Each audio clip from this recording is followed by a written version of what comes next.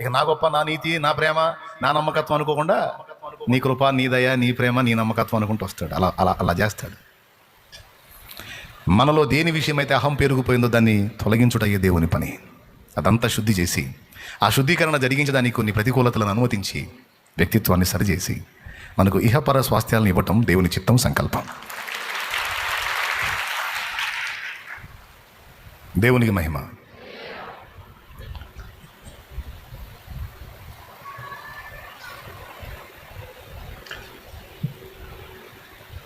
కాబట్టి మన మాట ఏమై ఉండాలో ఒకసారి చెప్పండి మీరు.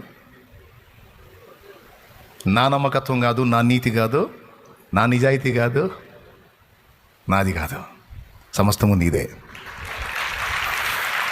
ప్రతి మనుషుడు అబద్ధీకుడగును గాని దేవుడు సత్యవంతుడు కాక తీరడు. ప్రతి మనుషుడు అపనమ్మకస్తుడగును గాని దేవుడు నమ్మదగిన వాడుగా ఉండును. మనుషునిలో అన్యాయము కలదు గాని సర్వశక్తుడగు దేవునిలో అన్యాయము లేదు. ఆయన న్యాయవంతుడు. మనుషులలో పిచ్చితనం ఉంది కానీ దేవునిలో పిచ్చితనం ఎంత మాత్రము లేదు. ఆయన చర్యలు అర్థం కాక కొంతమంది అలా అనుకోవటం తప్ప ఆయనలో ఎంత మాత్రం వెరితనం లేదు. మీ అందరికీ ఇది అర్థమైందని నన్ను నమ్ముతున్నాను నేను. కాబట్టి ఎక్కడైనా ధైర్యం చెడినా, కృంగిపోయినా, బలహీనపడినా తిరిగి సరిదిద్దుకోండి, దేవునితో కలుసుకోండి, ఇలా మాట్లాడండి. దేవా, కొన్నిసార్లు నాకు అర్థం కాక ఇలా అనుకున్నాను పరిస్థితులను బట్టి, కానీ నువ్వు ఇవ్వమంటాయా?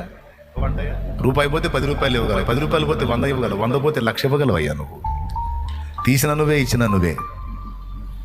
ఓ భక్తుడు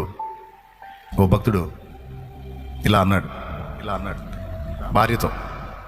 ఈ భక్తుడే దేవుని యొద్ద నుండి ఎన్నో మేళ్ళు అనుభవించాం కదా భార్య.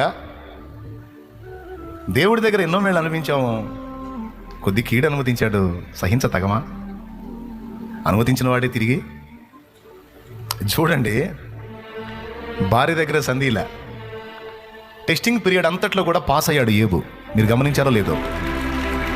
టెస్టింగ్ పీరియడ్ అంతా కూడా 2 అధ్యాయాల్లోనే జరిగిపోయింది.